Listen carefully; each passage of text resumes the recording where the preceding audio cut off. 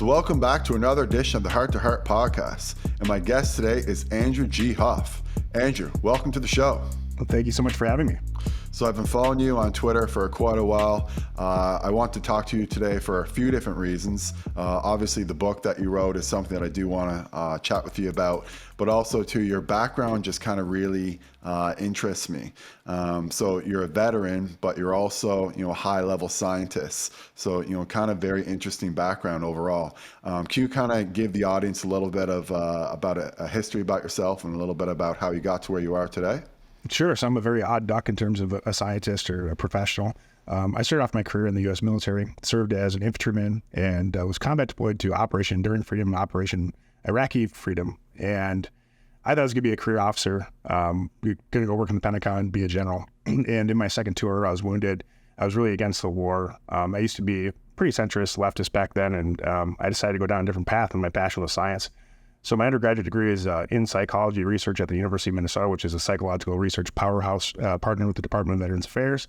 And simultaneously, I started working for the Department of Veterans Affairs, managing mental health outpatient counseling. And I actually am responsible for expanding outpatient care services all through the upper Midwest. And I was doing that at a pretty young age, 25. I was still in the National Guard at that time. And, they were putting a lot of pressure on me to go up the rank structure. I got out as fast as I could. I think I even got readiness mustered a couple times to deploy again, and I somehow dodged that. My master's degree is in security technology and engineering, so I thought I was going to go on to be a therapist. And from actually working at the outpatient mental health centers, I learned that I have a terrible bedside manner. I hate therapy, but I loved research. So I love psychological research. I really excelled at it. I had actually been accepted to PhD programs in it, but I had this panic moment. I contemplated going, no, I'm going to go to law school. I'm going to be an engineer. I tried these different things. And when I finished my master's degree, I finished the top of my program. I had about 30 students. Finished in about 18 months. My work was all high impact, doing national security focused, sort of high performance computing and analysis research for the Department of Homeland Security and the FBI. And they're like, you should really go get a PhD. And I'm like, no, I'm going to go work in corporate America. I already had landed a couple of positions or had offers from other places. They're like, no, we really want you to go get a PhD. It's a sweet deal. You'll get paid to do it. Go meet with these people. So the professors or faculty that I met with at the University of Minnesota were specialists in agroterrorism, bioterrorism, pandemic response. And so I got a PhD in a division in environmental health, which is basically epidemiology, specializing in emerging infectious disease. So all my coursework was epidemiology, disease ecology, epidemiology, and my research was all bioterror, biowarfare, biosecurity, working at Department of Homeland Security Center of Excellence. Landed my first $1 million grant, got all my work published, did it in 3 years, which is rocket speed. And then I was offered a career basically in national security. So I started working at one of those secret laboratories in the desert, Sandia National Laboratories, on biowarfare, biosecurity, bioterror, which is like the equivalent of a faculty or tenure position right out of the gate. Got sick of that, got sick of my work being classified. I didn't think any of this public health work should be classified. Then I went on to work at EcoHealth Alliance, and that's the organization that funded the Wuhan Institute of Virology. I was very successful there, and I brought about $8 million of funding in my first year. I was promoted to vice president, and you can sort of see how this goes. Yeah. Shortly thereafter, I figured out the craziness and all the pseudoscience and BS happening at EcoHealth Alliance, so I decided to eject. Went back to academia, where I was a tenure professor at Michigan State University and the first hospital epidemiologist. Back in healthcare work, working on zoonotic diseases between animals and humans. I was really happy with that for a short time. And then sort of the woke culture environment, I'm like, I'm getting out of here again.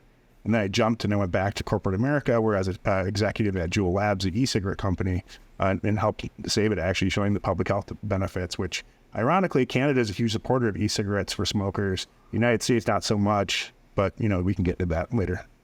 Interesting. So, obviously, with that background, I think everyone now knows why I wanted to chat with you today, just because you have such a different, an odd array of skills, But my first question that I have for you is kind of something super basic. So you've done, 2 tours. Obviously, you were wounded, like you said.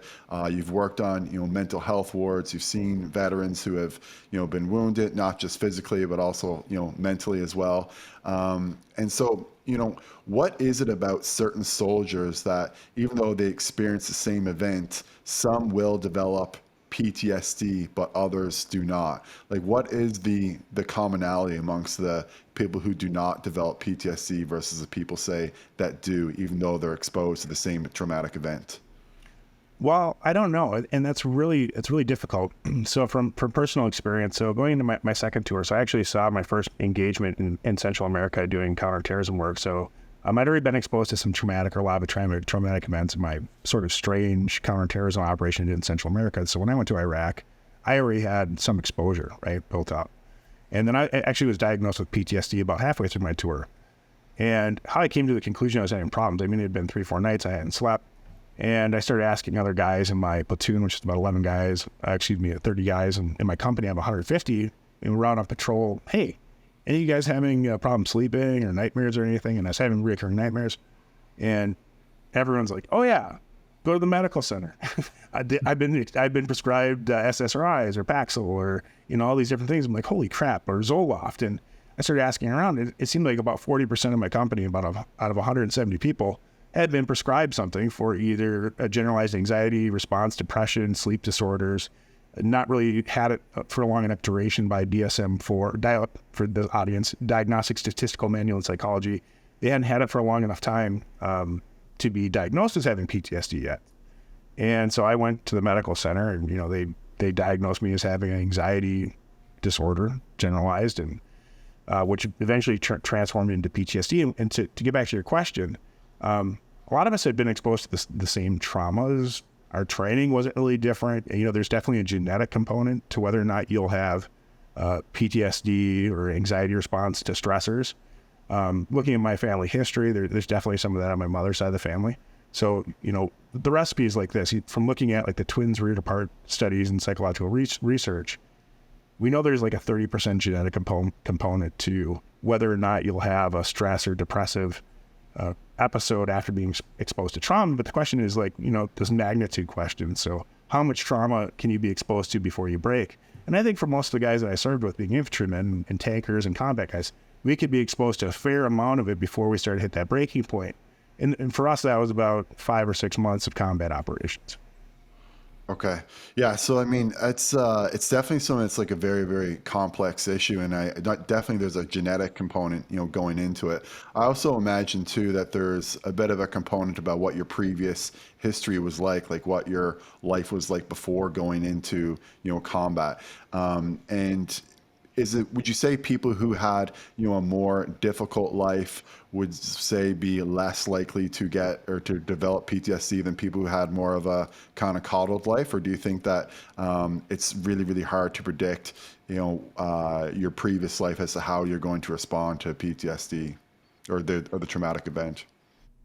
I think it's difficult, and it's highly complex because humans are complex. And if you look at the military, typically who becomes the population of people who serve in the military and become infantrymen, typically their lower social economic status. IQ is actually interesting. It's sort of all over the place with infantrymen. Some are exceptionally high, some are a little bit low. And you look at these factors and you try to plot a regression line saying, well, who's going to develop, PTSD or stress after being exposed? And it does seem to have a really random nature. The interesting though is when you step back and you look at acute anxiety responses, including depressive disorders and anxiety separate, it does seem that a large percentage of the veteran population develops that. The question is whether or not it becomes a chronic disease after it's been diagnosed, and then whether or not it goes into remission. And I think that's the interesting part, because I was diagnosed with severe PTSD, and I was recommended to go partial inpatient the year after I came back from Iraq, which I didn't do. So, and I struck a deal with my therapist where I did 3 sessions per hour, 3 hours per week with my psychologist and 1 session with my psychiatrist per week. And after doing that for about 6 or 8 months, I was able to break it. And that was a pivotal moment for me. But a lot of other people don't have that success. I mean, there's a lot of people with treatment resistance. And, I hate to say it, but there's a famous quote about American military veterans who serve in combat is that all my friends are dying. And I seem to have, on average, 1 to 2 friends that I served with that either die under mysterious circumstances or suicide per year. And that's been, this is 2023. That was quite a while ago, almost 20 years ago. You do the math, it's, a quarter of my company's gone. Yeah, you mentioned too about psychotherapy and that it seemed like that helped you. Would you think that that is more of effective treatment for PTSD than say drugs? No. and the reason why is that, one of the downsides of serving in the military and working for the government for all these years is that you can't experiment with drugs. You're drug tested, you get polygraphed. You're really in a situation where you can't do these things. And I'm in prescription drugs, not just like, recreational drugs, but go ahead. Oh, well, okay. So Yeah, like CBT, say like, just general talk therapy, going to a psychiatrist, like the things you're talking about, going to the, psychologist 3 times a week, your psychiatrist once a week. Like, do you feel like that was more beneficial than say an SSRI? And for people who don't know, an SSRI is a selective serotonin reuptake inhibitors, which are, by far the most commonly prescribed medications for mental health in North America. So for me personally, I responded best to CBT therapy. And I had tried different behavioral approaches. So CBT therapy, for your audience, is basically a talk therapy as a humanistic approach, meaning you're going to try to relate to the person. It's not highly structurized, and you try to get the person to think about their behaviors and their thinking process when they're having anxiety or depressive moods. And then you work through those like they're sort of like math problems with the therapist to deconstruct that and figure out what's going on, and then maybe come up with mechanisms to deal with it, and hopefully it goes away. So I responded well to CBT when I was intensive. When my therapy sessions were not frequent, I wasn't having much, I wasn't benefiting much from the therapy. And some of the therapists that I was working with, I thought were unqualified. When you start to have an education in psychology and you're interacting with a therapist, you sort of, know when they're screwing up or it's not going according to the structure of the manual that's available. The interesting thing is they say that therapy and pharmaceutical intervention is most effective when they're combined. I think the statistics used to be like up around 36%, which is not great. But for me, I thought the SSRIs and this class of prescribed medications and I was put on what's the name of clonazepam, which the other I That's forget. Very addictive. Yeah. Yeah, it's highly addictive. It's highly effective. I mean, So it does zone you out. But the problem is I kept on increasing the antihistamines that I was on that were being prescribed as basically downers. Jordan Peterson got actually addicted to benzodiazepines for a short period of time a few years ago. So, I mean, they are, they can really take over your life, even if you are someone who has, a strong psyche. And I think a lot of people would believe that, Jordan Peterson does have a strong psyche. So, they are fairly dangerous drugs. And like, I'm not saying there's no place for them, but they should be very, very, very limited in use. Like, really the only time I prescribe them for people is like if they're going on a plane somewhere, like I know that they only need to take, one tablet, before they go on the plane, then one tablet obviously when they're returning. So it's like 2 pills. But in terms of like long-term use, I think there are a lot of risks to benzodiazepines. I completely agree with you. And for you, being a clinician, it must be difficult to judge the patients who are medication seeking or what their level of self-control is, right? Because you write a number on a piece of paper, you hand it off to them, and who knows what they decide to do when they're in the privacy of their own home. There's sort of that trust relationship, right? Yeah. What's been the talk in the U.S. veterans amongst about cannabis? Have you found that anyone has had relief with cannabis? Do you think that it's a good medicine, or what do you think about PTSD and cannabis use for veterans? I mean, I'm open to me being a libertarian American. I think people should be able to pursue whatever treatment they think might ail their symptoms or their condition. Michigan, the state I live in, marijuana is legalized for recreational use, so people have no problem getting it here. If you look at the statistics as an epidemiologist on outcomes, there's the interesting thing since marijuana has been legalized is that there is this rare but catastrophic risk if you have the genetics for schizophrenia or schizotypal personality disorder, it can make that come out. So that I think with informed consent, I think patients, should be able to take that risk. And for some of my veteran friends who decided to go the cannabis route, it has helped them. I worry in the long term if they become psychologically addicted to it, it becomes more of a numbing exercise, sort of like the use of alcohol, more so than actually solving the problem. Yes, I agree 100%. I mean, I do prescribe cannabis for vets, but I tell them like in the daytime, like just CBD only, like try to stay away from THC from the J. Like you don't want to have, something that's too psychoactive, during the daytime when you're trying to function and, do your job or whatever it is that you're trying to do. And then when you're going to bed, I call it unopposed THC. So, you don't want to use THC without the use of CBD because, if you're just using THC on your own, if you keep on using it, you eventually will develop a tolerance to it. And then you're just using the THC not to treat your symptoms, but just to treat the withdrawal effects then from the THC, which is, a huge problem. So I think that for, veterans who are, looking to use cannabis to help treat the symptoms, they should really be focusing more on CBD than THC overall. And they should understand that if you are going to use THC, like there absolutely is a risk to it, like you said, and, that should be discussed, and informed consent should be something that, is included in that conversation.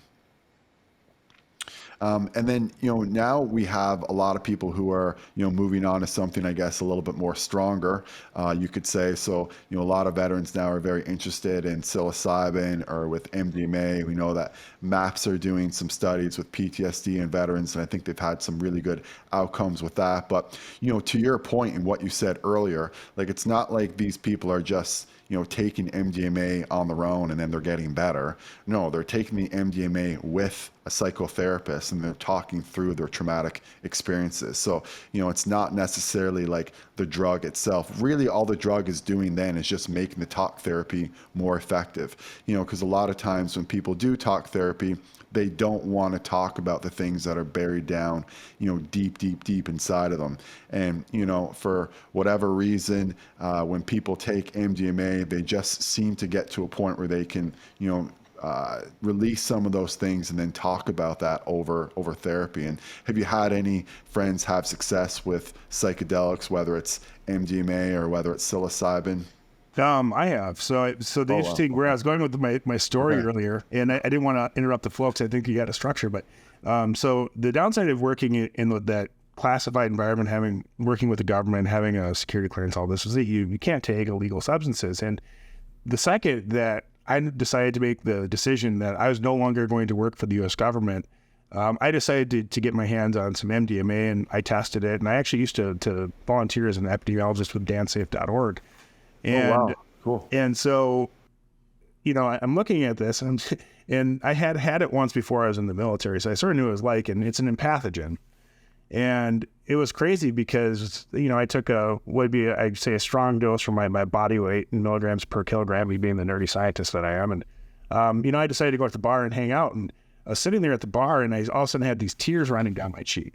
And this woman looks over next to me and she's like, these two girls, they're feeling the transference. They're like, "What's wrong?" And I'm like, and I'm smiling and I'm like, "No, you don't understand. I haven't felt happiness in 10 years. And they looked at me, like this guy at the bar, this random person just said this, and it is true. I hadn't felt true happiness in probably 10 years. And I had already made a lot of progress, but in terms of my progress in healing with PTSD, a lot of it just became what they call white knuckling. So learning how to deal with the situation and pushing through stressful events, no matter what you're feeling on the inside, and always having this sort of underlying uneasiness about you. And I think a lot of people with PTSD have that. And when that all came away, then when that was able to be lifted through the substance, I was able to experience things in a natural state, or a state pre-exposure to all these terrible events. And from that point, I decided to try. I've done it a couple more times in my life since then, and it's one of those things. And I think you've talked about this on one of the other podcasts I was just listening to before this. Is that people have to be careful, because with that amphetamine class of drugs, you build a tolerance quickly, and you can build dependence. And people with PTSD or severe PTSD typically don't. I know that.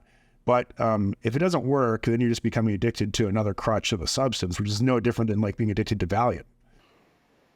Right. Yeah, I totally agree. Like when you do it, it does need to be done in a structured way. Like I think that the medicines are incredibly powerful, and I'm not saying that you're going to get zero therapeutic value if you just use the medicine on your own and don't talk to a therapist. But really that is the best way to do it, and that's the way that they've done it in these trials. And I think that people should be more open to potentially using this. And just to make one more point too, you mentioned that MDMA is an empathogen, and technically, so I just called it a psychedelic. Technically it's not a psychedelic because it does have that amphetamine component to it, but overall it still provides incredible mental health benefits that some of the other psychedelic medicines can. And MDMA is kind of unique in its way because you get this surge of dopamine, but you also get this surge of serotonin. So like you feel incredibly happy, but you also feel like incredibly motivated, at the same time, which is why you're able to, bring up some of these things. So, did you do any MDMA sessions with a psychotherapist, or was it just something that you were able to kind of do on your own and heal that way? Well, I had to do it on my own. So I had tried to do it through the clinic at the time. This was like 2014, maybe 2013, 2014, 2015. And so I think it was just entering phase 1 clinical trial. And so this was a pretty new thing at the time in the United States. And I had asked around about veterans and trying to get on one, and it was impossible. I didn't have it near me. And, I was busy with work. So I decided to go my own route. And I don't recommend that from other people. I mean, I'm sort of an odd duck. I mean, think about it. I've been in school for all these things, and I've been around it in clinics. And to Dr. Hart's point or your point, you should really do it in the hands of a professional. You shouldn't be poking around with this stuff. And besides, the whole fentanyl problem and with illicit drugs, unless this stuff's getting tested, you do not want to be buying it off the street if you don't know what you're doing. It's a bad idea.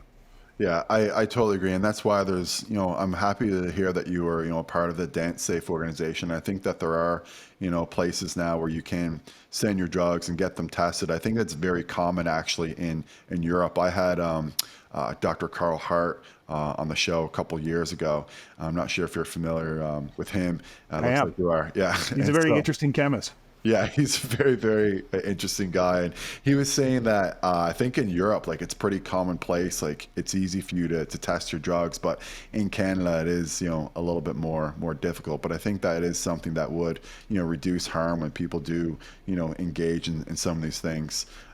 So, I want to switch conversations here a little bit. And again, just because you have, this crazy different background, it's going to be a little bit of a hard switch. But, you've been talking, quite a bit openly about, Robert Kennedy Jr. and what he's doing. And you have this also background in food systems. And, Robert Kennedy Jr. is really looking into treating chronic diseases or the, root cause of chronic disease. And he thinks a lot of it, I think, stems from the food and the things that we're consuming on a daily basis. So, what is your relationship with him, and how do you feel that he may make a difference in the future with regards to treating chronic diseases? Well, I guess I consider him a friend, and he's one of the few people that helped me through all the craziness of the information I brought over about the government's involvement in the creation of SARS-CoV-2. A funny story, I received a phone call from some stranger, and this person said, "Hey, Robert Kennedy Jr. wants to speak with you." And at that time, I was actually being harassed actively by the FBI and the CIA and the Michigan State Police, and I didn't believe it. I thought it was some kind of weird setup. They're trying to hack my device or get some software on my phone. I'm like, yeah, right, I don't believe it. And they're like, well, we'll have him call you in a few minutes. So this guy called me, and this person answers, and I'm like, this is not Robert Kennedy. This is just some voiceover actor guy. Because they had done that to me previously. And he's like, do you want to FaceTime right now? And I'm like, sure, let's FaceTime. And they had deep faked me and did a bunch of crazy stuff. So anyways, he gets on the phone, and here he is in his Malibu house, and he's walking around. Got stuff on his nightstand. He's like, "Yeah, it's really me." Blah blah blah. And his voice actually used to be more difficult to understand. He had a surgery a few months ago to fix it, which improved it some, but it's still a little rough. Anyways, it's him. I'm like, holy crap! Oh, you got Robert Kennedy wants to talk to me. I'm like, well, how can I help you? And I hadn't read his book yet. I'd been out a little bit, and he's like, well, are you familiar with who I am and my family's history with the CIA? And little surreal. I'm getting harassed by the CIA, and here, I have a Kennedy, wanting to talk to me about his experience with the CIA. And we bonded over that. So we bonded over our, being oppressed by the intelligence community. So, he asked me, about the CIA's involvement with all this craziness going on, and I told him, and I answered a lot of questions which I think he had gaps of, and maybe it was a epiphany for him personally hearing all of this, but then it made sense based on the book that he wrote, the real Anthony Fauci. So anyways, he got me in touch with my book publisher, and they said, you need to write a book about this, and actually to ensure my own personal safety, that's why I wrote the book. It was an insurance policy in case they tried to actually have me killed. I think that was actually a real possibility for the first 4 months of when I came forward as a whistleblower on all that craziness. And so we became buddies, and I'm actually endorsing his book right now. I've got a copy of it that I'm reviewing. I just sent off my book blurb back to the publisher, which is Skyhorse. And, his take on the food supply and the food system, he's the first person running for president, which I think really understands the agribusiness. And if you look at his personal history, he's been suing these big corporations. And what people don't understand about the modern food system, it's really the two of the biggest industry sectors in the world. It's energy and petrochemical together with food production. And their entire business model exists on mass scale and efficiency. And whether you're talking about plant production or meat production or they call it vegetable oil, but plant seed oil production, it's all about making the stuff as cheap as they can, making it addictive, making it so that the food that becomes later produced with everything of what we call on the inside of the grocery store in the United States is highly addictive and hits all your satiety signals. And, then you tie this into the whole marketing angle of how they push this out to people. I mean, it's the food system is in the current state that it's in because, one, it's necessary. It's a necessary structure to feed the billions of people on the planet. I mean, that's a realization you have to have. We can't have all locally farmed organic or be hunter-gatherers and be able to feed everyone on the planet. It's just impossible. So the question is, what's the natural balance then between having hunter-gathering people and local organic food? So just to interrupt you there just for 1 second, Andrew. So you're saying though right now that it would be impossible for everyone in the world to have fresh vegetables, grass-fed beef, like everything. It would be basically impossible. We have to have some other type of solution. Is that correct? Well, you do have to have mass production solutions, or you have to greatly change the diet preference and structure of different populations of people based on where they're located. Because if you live in northern Canada, for example, you can't get a lemon in the middle of winter and have it be local or organic. And if you're in the United States, if you look at how I guess the immigrants from Europe used to eat, and in Canada, it was a very different diet than what we have today. And people have come to expect the availability of fresh thyme at the grocery store in, February in North America. And if you go to every continent, they all have this problem. The only place that they really don't have this issue is Brazil and Latin America, because they actually have 3 full growing seasons. And that's where a lot of our produce comes from in North America and Europe during winter months. So there is this huge beast of a problem. And if you do look at what, to Kennedy's point, the thing that what he's campaigning on is, if you look at a lot of the chronic disease issues in North America, Europe, and the Middle East, these chronic disease issues are caused by lifestyle and diet. Okay. And so recently there was something that came out, I'm sure you saw it, it said that we could have 91% an ultra processed food diet that would be, healthy for Americans. What were your kind of thoughts on that when you saw it? Well, I giggled. You can survive on it, and you can live on it for quite a while. Those are not false statements. That doesn't mean that it's necessarily in the best interest of your long-term health. For example, the easy comparison for me is in the military, we have these things called MREs, meals ready to eat, and they are 100% ultra processed food, everything in that bag. It'll last for 7 years, still tastes delicious to me after. I enjoy some of these things, the newer ones, they taste pretty good, but they are not great probably for your long-term health in terms of like hypertension, cancer risk, these other things. Yes, you can survive on it, but it comes as a consequence to other aspects of your health. Okay, so yeah, so basically they're foods that'll, keep you going, but they're certainly not foods that are effective for your, longevity or health span, lifespan. Those are the terms that people are throwing out these days. I think we can thank Peter Attia for those two terms. Well, I think quality of life too. I think that's the other thing is not Yeah. for me. I'm not so concerned about how long I live for. I mean, death is a guaranteed certainty for all of us, but at least for when I'm alive, I want to have a high quality life.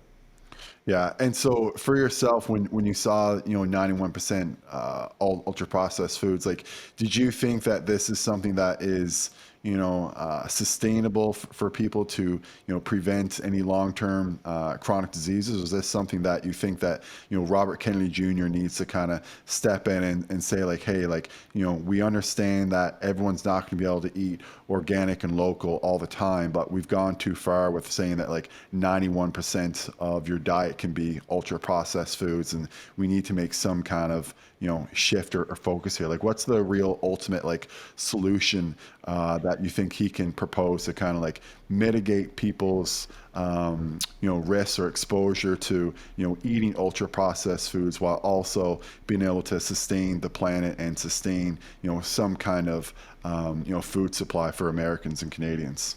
Well, I think what he said was even more nuanced than this. And I mean, I view as our brothers and sisters to the north. I grew up in Minnesota, and I spent a lot of time in Canada over the years. And I don't really see it as the border distinction like some other people do. But what his statement was, and if you look at, if this being a political ad versus a statement, is that he was getting at something else. It's the consolidation of the food industry has really put a lot of people out of work. And that consolidation of the food industry becoming vertically integrated, and the one that uses pork is an excellent example, and he's absolutely right. In the United States, there was this huge condensing of pork farms, pig farms, and they condensed them to the point where the animals are more subject to infections. They have actually more health problems in the way that they're raised. They're more likely to get sick from viruses and bacteria. And then we treat them with antimicrobials so that those things don't happen.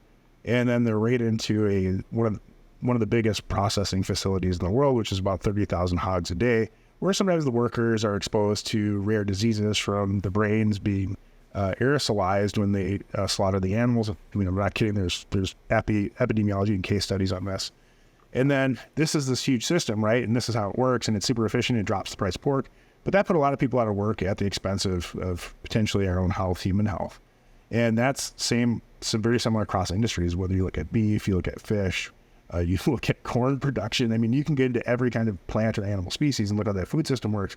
And so his statement really, I think, is about changing the structure of these systems because, one, it improves ecological health. And it does that by improving what we're putting in our body, how we grow it, okay? And if we go back to more healthier methods for the animals, the plants, and ourselves, it actually puts more people to work. And then that's its own economy. So this economy of scale actually came at the expense of American and Canadian farmers. Okay. And it goes one step further, which he starts to get into, is he talks about then the acquisition of, and this has happened in Canada too, actually with horse farming in Japan and China, and then which is a whole different subject. But with pork, sticking to pork, so like northwestern Canada, well, northwest of the United States, southwestern Canada has a large pork producing region as well, and sort of like north of the North Dakota area, like I guess that's Saskatchewan. So if you look at what's happening, you have the Chinese buying up the actual production of the animals. So they're buying up the farms that produce the animals. Then they're also buying the processors that process the animals. This is a big national security risk to the United States and Canada because they can do a lot of different things. One, they could sabotage the system. They could introduce a virus, porcine epidemic, porcine epidemic diarrheal virus. Excuse me, I haven't said that one in a while. Or another pathogen or something to disrupt the system. Okay, they could sabotage the company on purpose. And then where would the United States get our pork from? So we would have no control over it, basically. Correct. I mean, and it's so insane. And this problem became aware or we became aware of this problem back in 2000, I want to say 10 or 11, in the national security community, that the Chinese were buying up different vertically integrated meat production processes and were exporting all this meat to China. And, you know, if you're looking at this and you say, well, you know, if World War III breaks out, how are we going to feed ourselves? I mean, they could just sabotage all their own plants and then we're back at square one, because we're solely dependent on these choke point vertically integrated systems. So for example, say that this one pork processing facility that does $30,000 hogs per day is eliminated in one way or another, either through disease, through worker strike. They blow it up. I mean, you come up with any scenario you want to. If that facility goes down, how do Americans get pork on their plate? Yeah, and even I know that's like a military strategy, that if you famine a certain group of people, then that obviously can weaken them, and then you can go ahead and kind of take over. So it is kind of scary to think that the Chinese have like complete control over the North American production of pork. Do they have any other control over other areas besides pork? Beef, and then also chicken. So through beef is a little bit circuitous. So they actually own JBF, which is the largest Brazilian company, which owns Brazilian meat production and American. So they're heavily invested into JBF so the connection is circuitous. It's not direct like it is with chicken or pork. Now, there's a recent example of this past week. Have you been following what's happening in Niger? I have been following it. Yeah. Yep. So if you take a look at it, so the Russians basically there were sanctions put in place from Russian exports of grain into Nigeria. And what could happen now, or looks like what's happening, is that's caused civil unrest. And, the United States sort of has these crocodile tears about, there's this instability now in Africa. And now this looks like another proxy war can emerge just because they cut off the food supply. That's so crazy. Back to your point, this being a military tactic, it's existed for years. It will never go away. Food is one of the most important things you need to have for national security. It's food, water, bullets, and then electricity. Yeah, it's insane how I don't even know about this. Like, I had no idea that, like, the Chinese basically, owned or controlled, now you're saying pork, and then to a lesser extent, but to, a greater, or to a lesser extent maybe than pork, but, beef and chicken as well. So it's something that I think, should be discussed a little bit more often. We should be a lot more concerned about it, because you're right. You don't want anyone, owning your food supply. And then when they do own it, they can control it and do whatever they want to us. And they can, if it came to it, use it as a military tactic to essentially, starve people, or at least, limit what they can eat in terms of, pork, beef, and chicken. So that's definitely something that's really concerning. I know we only have, maybe about 20 minutes or so left, and, there are some other subjects that I wanted to chat with you about. But just before I move on, one thing about Robert Kennedy Jr. too is, like, and I think you've posted about this before on Twitter, is that he does seem to be someone who can unite the country overall, right? So, you have people who are like hardcore Trump supporters, hardcore DeSantis supporters. Then you have some people who are, hardcore supporters of, Kamala Harris or Joe Biden on the left. But it's interesting that Robert Kennedy Jr., he's running as a Democrat, but yet a lot of the things that he's saying are things that, quote unquote, right-wing people are, supporting right now, which is kind of ridiculous. I think the left and right terms are kind of useless at this point. But is that something that you feel that makes him, a stronger candidate than others? Is because of the fact that he is a Democrat who has these sort of libertarian values, and also has some, conservative values as well? Absolutely. And I do believe he's a person that can unite. I think he's a person that can relate. I don't think it's fake. I think Trump really has no chance of winning the next election. I think there's going to be some kind of meltdown within the Republican Party in the U.S. And I'm not sure how it's going. And I actually voted for Trump in his second term. The first time I thought he was a buffoon. I didn't think he was a real candidate. And then I actually looked into how he performed, and like, wow, they really gave him a real deal, and he still did okay. And, North American economy really took off. And I think his international politics were good besides the optics of it. But that aside, we're in a new time period now. We have a terribly corrupt president, Joe Biden, and his administration. It's probably we'll go down in history as one of the most corrupt organizations in U.S. history. So you look at how Kennedy will unite and put this together. And one point I think before I get there is, you said that this two-dimensional model of politics is no longer valid, and I agree with you. I think it's four-dimensional. We have patriots and globalists, and patriots are probably libertarians, okay, and then you have the left and the right. So I think he's a left, center, strong libertarian. And I think that is actually probably where most Americans see themselves politically. And I'll post something on social media about this four-quadrant model. And I think he's high in libertarianism. I think he's just left of center. He's for the Second Amendment. I mean, I think he has very centrist American views, which middle America really cares about. That you have to get those middle America votes to be successful in the Electoral College. I think some of those issues are not going to be as popular with the elites, I guess if you want to call them on the West and East Coast. But if he gets enough momentum, and you look at how the Democratic primary structure works in the United States, is that all the small states get a say first. So if he gets a lot of momentum in those small states, in the middle states, he's likely to capture the coast or have enough to win to secure the nomination.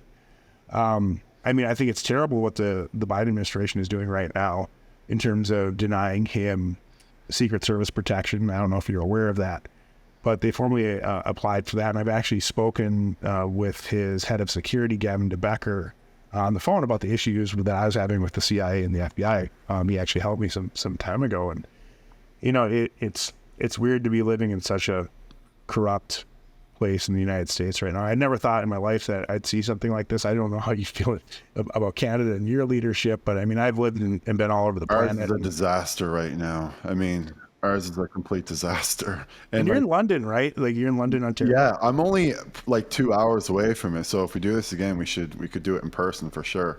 But I thought about suggesting that. So London, Ontario is my favorite little party town in Canada. So I used to go over there quite frequently for concerts. I forgot the name of the bar. I know you guys have like a minor league hockey team, right? And we do have the London Knights. They're a junior hockey team. They're a very, very successful franchise, actually.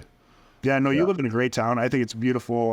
All the people there are well educated. I know it's a little college town, right? I think it has the party reputation, maybe. It does have a party reputation. It's great when you're in your 20s. I mean, I don't do too much of that stuff anymore, but when I came here, I loved it initially. I still love it, but just for different reasons now. I'm not into the party scene as much as I was when I was younger, but I certainly did my party days for sure. Oh, I'm the same way, but I will still go there for a concert on occasion, because if an act comes through town, I'm not past driving 4 or 5 hours to something good. And like I said, it's just it's so different than the bar culture in Canada is so different than it is in the United States. People actually drink sort of responsibly, and they're not there to get wasted, blackout drunk. It feels very different to me. Yeah, I haven't done too much partying in the States. I guess I missed out on that when I was a youth, but maybe I'll catch up as an adult. That's, I think, a great way to end the podcast. I really appreciate everything that you said there today. But just before we end the show, can you tell people where they can find you on Twitter, where they can buy your book and support your cause? Yeah, sure. So you can go to andrewhuff.com, and I sell autographed copies of my books there for like $100. That's the best way if you want to like donate and support me. Otherwise, you can pick up a copy on Amazon or whatever big box stores you have up in Canada these days. I'm not too familiar. Usually Amazon or whatever's in Starbucks, Indigo. Okay. Yeah. So that you can get the book there too. So it's pretty much available everywhere. I think it's like $20 right now. And the only social media platform where I have a presence and haven't been kicked off is Twitter. So it's AG Huff, and I think I put it here in the text window. I don't know if that'll be the final cut of this, but at AG Huff. Okay, awesome. Well, Andrew, it's been awesome chatting with you. You've covered a lot of different ground here today. Thank you so much for being so candid about your conversations. Thank you everyone for listening, and as always, I'll be back again soon.